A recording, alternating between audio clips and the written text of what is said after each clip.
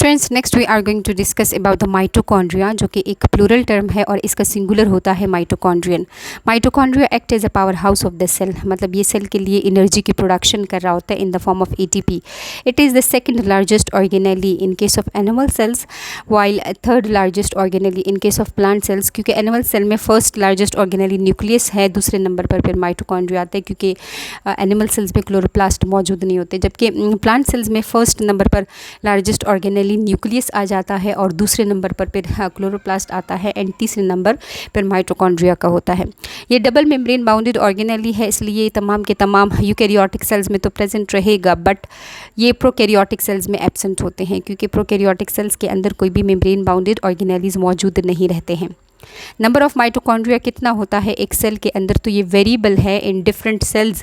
ये single mitochondrion भी हो सकता है एक सेल के अंदर, और 100 से लेकर थाउजेंड्स तक भी इनका नंबर रेंज कर सकता है किसी किसी सेल में। ये डिपेंड कर रहा होता है upon the cells level of metabolic activity, मतलब ये सेल की एनर्जी रिक्वायरमेंट पर डिपेंड कर रहा होता है। अगर एक सेल है उसके अंदर बहुत ज़्यादा मेटाबॉलिक रिएक्शंस परफॉर्म हो रहे होते हैं, तो इट मीन कि उसको ज़्यादा एनर्जी की ज़रूरत होती है, तो इसलिए एनर्जी प्रोडक्शन के लिए फिर उन सेल्स के अंदर माइटोकॉन्ड्रिया का नंबर ज़्यादा होता है।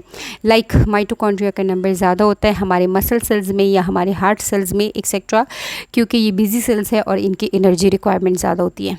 माइटोकॉन्ड्रिया एब्सेंट है इन केस ऑफ आरबीसीज़। ये क्यों एब्सेंट है, इसकी अब अपनी अलग से एक्सप्लेनेशन है, वो फिर हम किसी और लेक्चर में डिस्कस कर लेंगे। शेप ऑफ माइटोकॉन्ड्रिया को डिस्कस करते हैं। ये साइलिंड्रिकल भी हो सकता है ऐसे लंबाई की सूरत में, और ये रॉड शेप्ड भी हो सकता है। अगर कम साइलिंड्रिकल है तो इसको फिर हम कहते हैं कि ये रॉड शेप्ड है। स्ट्रक्चर को पहले हम आपकी बुक के डायग्राम से समझते हैं और उसके बाद हम इसको टेक्स्ट में स्टडी करेंगे। अब माइटोकॉन्ड्रिया का ये स्ट्रक्चर आपकी बुक में से डिस्कस करते हैं। इसमें डबल मेम्ब्रेन है, जो बाहर की मेम्ब्रेन है वो आउटर मेम्ब्रेन कहलाती है और ये स्मूथ होती है और ये फ्रीली परमिएबल है, जबकि जो इनर मेम्ब्रेन है वो सेलेक्टिवली परमिएबल है और वो स्मूथ नहीं है, क्योंकि इसमें हमें इस तरीके से फोल्डिंग्स नज़र आ रही हैं या फिंगर लाइक प्रोजेक्शंस नज़र आ रहे हैं। इन फोल्डिंग्स को हम बोलते हैं क्रिस्टी, और ये इसलिए होता है क्योंकि जो इनर मेम्ब्रेन है उसका सरफेस एरिया इंक्रीज़ हो सके। और सरफेस एरिया क्यों इंक्रीज़ हो सके, क्योंकि इस इनर मेम्ब्रेन में through out this inner membrane ऐसे छोटे छोटे से ग्रेन्यूल्स, ऐसे छोटे छोटे से दाने अरेंज हुए होते हैं। यहाँ से आपको ब्लैक कलर में शो भी हो रहे हैं।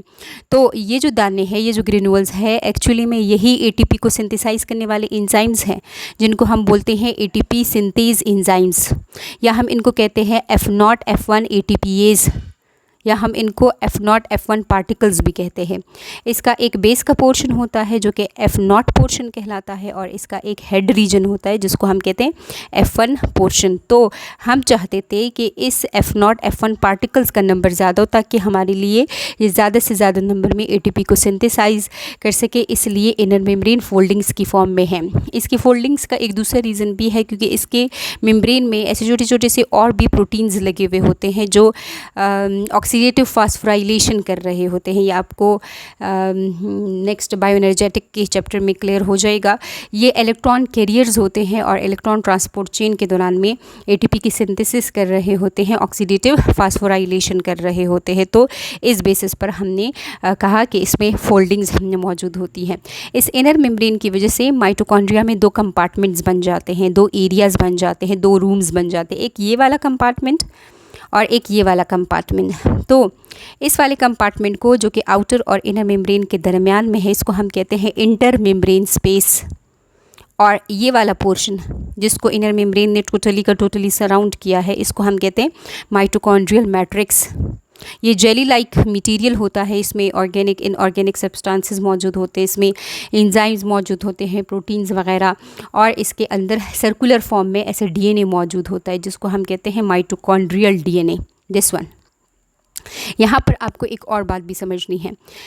हमारे न्यूक्लियस के अंदर जो डीएनए उसको हम न्यूक्लियर डीएनए कहते हैं, और ये वाला जो डीएनए है इसको हम माइटोकॉन्ड्रियल डीएनए कहते हैं। तो हमारे न्यूक्लियर डीएनए और माइटोकॉन्ड्रियल डीएनए में डिफरेंस पाया जाता है, क्योंकि ये वाला जो डीएनए है माइटोकॉन्ड्रियल डीएनए, ये ज़्यादा रिजेंबल कर रहा होता है बैक्टीरिया की डीएनए के साथ, क्योंकि बैक्टीरिया का डीएनए भी सर्कुलर होता है, हमारा न्यूक्लियर डीएनए सर्कुलर नहीं होता है। तो एक ये रिजेंबलेंस हो गई बैक्टीरिया के साथ। दूसरी, इस माइटोकॉन्ड्रिया की रिजेम्बलेंस बैक्टीरिया के साथ इस लिहाज से भी है क्योंकि इस मैट्रिक्स के अंदर फ्री फॉर्म में राइबोसोम्स मौजूद रहते हैं और वो राइबोसोम्स 70S के होते हैं। हमारे अपने सेल्स के अंदर जो मतलब माइटोकॉन्ड्रिया के बाहर जो राइबोसोम्स मौजूद हैं वो 80S के हैं, लेकिन माइटोकॉन्ड्रिया के अंदर जो राइबोसोम्स मौजूद है वो 70S के हैं और बैक्टीरिया के अंदर भी 70S के राइबोसोम्स मौजूद रहते हैं। तो ये हमने माइटोकॉन्ड्रिया के स्ट्रक्चर को डायग्राम से समझ लिया। अब हम इसको टेक्स्ट के अंदर भी डिस्कस करते हैं।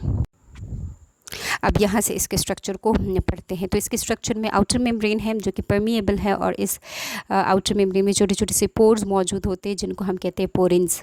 ये पोरिन्स हमारे इस मेम्ब्रेन में स्पेशल टाइप के प्रोटीन्स की वजह से बनते हैं और ये जो आउटर मेम्ब्रेन है ये स्मूथ होती है, जबकि इनर मेम्ब्रेन सेलेक्टिवली परमिएबल है। ये आपको ऑब्जेक्टिव के लिए याद रखना है और ये फोल्डेड फॉर्म में है और इन फोल्डिंग्स को हम कहते हैं क्रिस्टी।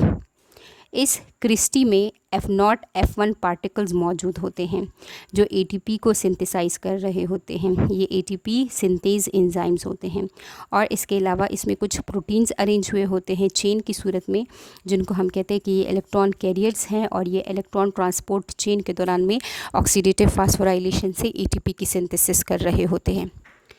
और इन दोनों मेम्ब्रेन्स के दरमियान में जो एक कंपार्टमेंट बन रहा होता है उसको हम कहते हैं इंटर मेम्ब्रेन स्पेस। ये नैरो स्पेस है between the outer and the inner membrane. Inner membrane की वजह से जो अंदर की तरफ कंपार्टमेंट बनता है that is called as mitochondrial matrix.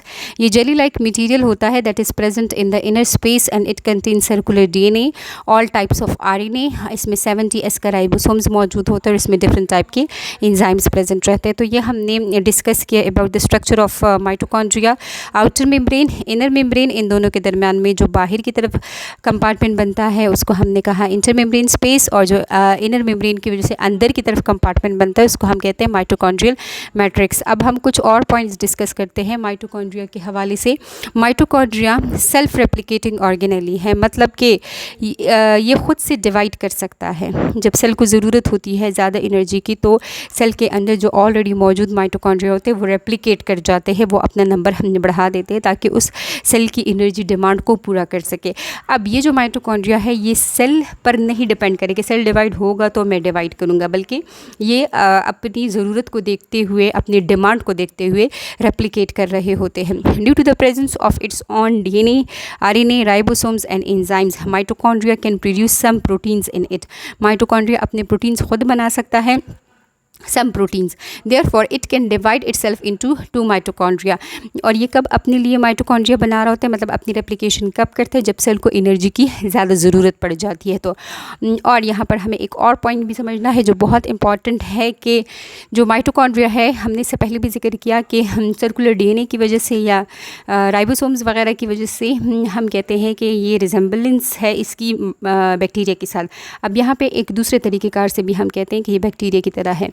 वो इसलिए हम कहते हैं कि ये जिस स्टाइल से रेप्लिकेशन करता है वो बाइनरी फिशन का तरीका होता है, जो कि एक्चुअली में बैक्टीरिया के डिवीजन का स्टाइल है। बाइनरी फिशन हमारे नॉर्मल सेल्स की डिवीजन से डिफरेंट है। हमारे जो सेल्स हैं वो माइटोटिकली डिवाइड करते हैं, जबकि बैक्टीरिया बाइनरी फिशन से डिवाइड कर रहा होता है। हम कहते हैं कि बाइनरी फिशन और माइटोसिस के दरम्यान में डिफरेंस है। तो ये हमारे सेल्स के स्टाइल को नहीं फॉलो करता, बल्कि ये बैक्टीरिया के स्टाइल को फॉलो करके बाइनरी फिशन से अपना नंबर बढ़ा देता है। ये सेमी ऑटोनोमस बॉडी है। Semi mean half, autonomous mean मतलब खुद से काम करने वाली, इंडिपेंडेंट। तो ये सेमी इंडिपेंडेंट है। किस तरीक़ेकार से? Although it can produce its own protein but for the supply of some material it also depends on nucleus and cytoplasm.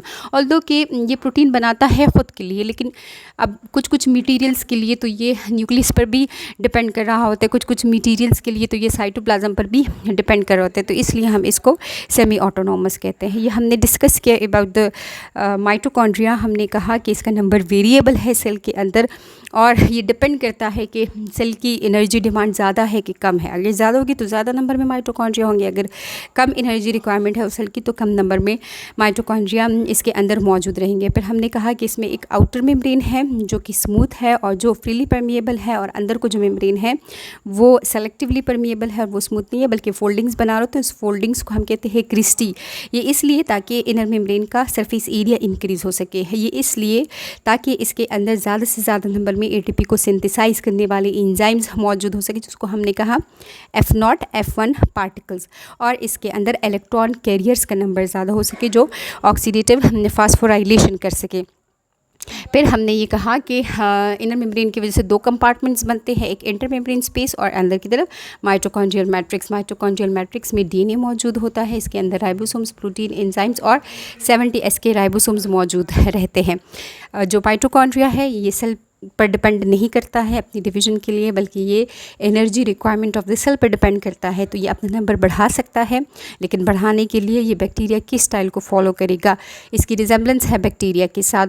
और ये सेमी ऑटोनोमस है, ऑल्दो कि खुद प्रोटीन बना सकता है, बट कुछ मटेरियल्स के लिए ये न्यूक्लियस पर या साइटोप्लाज्म के ऊपर डिपेंड कर रहा होता है। अब हम फंक्शंस को डिस्कस करते हैं माइटोकॉन्ड्रिया के।